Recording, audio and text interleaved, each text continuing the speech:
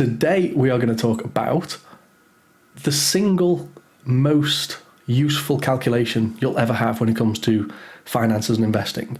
And it's a bit of a variation of something you've probably seen before and hopefully use, but it's just a slightly different take on it. Now, it's pretty simple and straightforward, so I'm not going to lie, I've had to think of things to pad this out a little bit. But if we take a look-see-loo at it, I have slides and everything. Well, not really slides, but you know what I mean. This is something that everybody is bollocks. That one, even. This is the one... Balls that one up, didn't I? So this calculation is what a lot of people will be used to. So you have whatever income you've got, whether it's from job, self-employed, doesn't matter.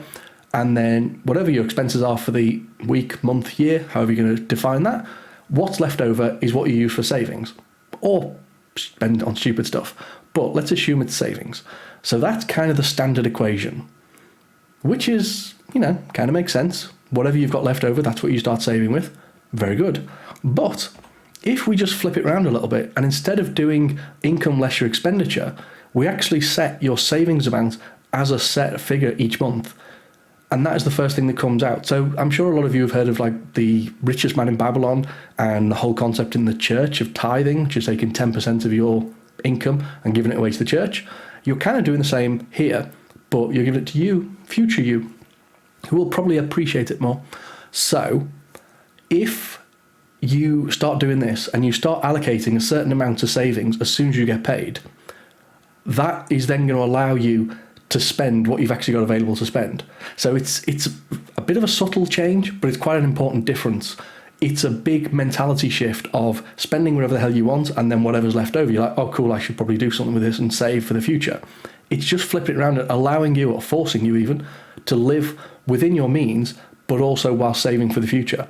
So if there was only one thing I could get anybody to do when it comes to their own finances, it's sticking to something like this. Coming up with whatever that number needs to be from a savings point of view, and always allocating that towards your future savings, your future investments, whatever it might be, before you then start spending the rest of it on stupid stuff. Now, obviously, if you make, $2,000 a month and your savings are 1,900, probably going to struggle. So you've got to be realistic about it, but it's probably better if you make $2,000 a month to say, well, I'll put 200, 250, 400, whatever the number might be. I will put that aside as soon as I get paid towards my future. And then what's left, I will make up how I'll spend on whatever else, housing, food, all that good stuff. So that's basically it. So I'll go. But that probably isn't long enough for a useful video. So what I thought I'd do instead is, this is where I wobble the screen around a bit, but hopefully you can see some examples. So I've done a few calculations for you, and this is a very simple one. My big stupid head's in the way, so let's move that. There we go. Now, if you can save £250 a month, and you save it for 30 years, so you're paying it in every single month, you're getting an annual return of 7%. All the numbers are here for you. Save it for 30 years, you've paid in 90,000, but it turns into 300 grand. That very back of the envelope stuff is going to give you about £1,000, £1,022.57, roughly, so that's about 4% return. That's how much you would get each month. Now, this ignores tax and all that boring stuff. At the moment, in the UK, this £759.20 is what you would receive as a state pension. So if you've paid in all of your national insurance contributions, you'd get this on top. So your retirement income would be £1,781.77, which is very nice. And I've done a few different calculations here. So this is assuming 30 years of saving. So I don't know how old any of you are. Well, I know how old some of you are. And I could probably pick random numbers and I'd be right in a few cases. But I've assumed here you're starting at age 25 and you want to retire at 55. Now, obviously, you can't get a state pension at 55. So, yeah, you might want to reevaluate some of your plans there. But it just gives you an idea of what these numbers might turn into. If you're a little bit older and you've only got 25 years to save, to get to those same numbers, you're going to need to save $375 a month now. So this is where it gets depressing, because the older you get, the less time you've got to achieve that goal.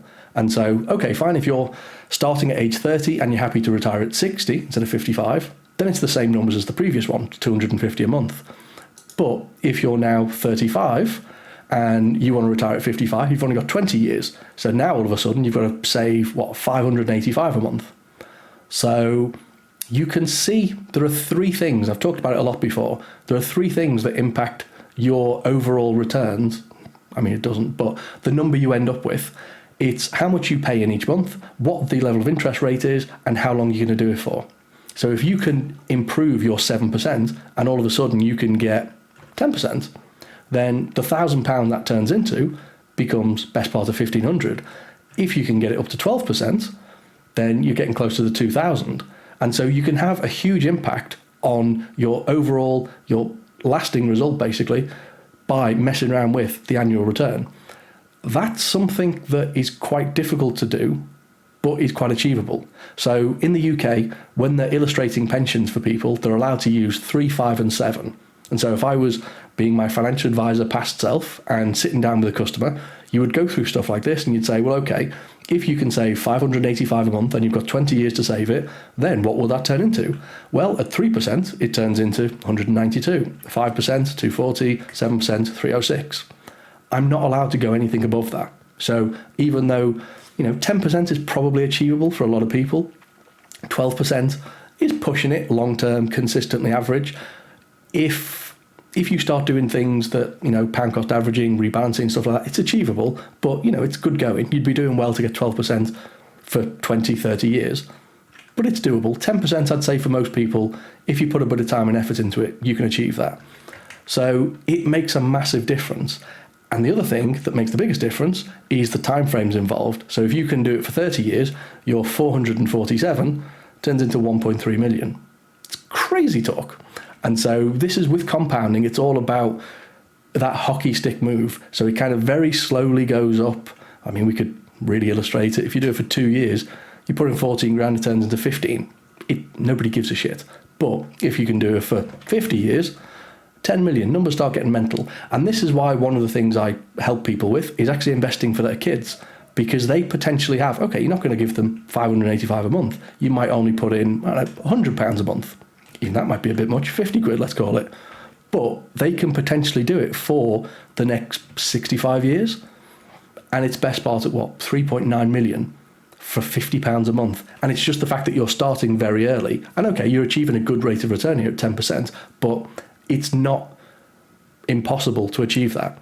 So the takeaway from this is work out what your income is.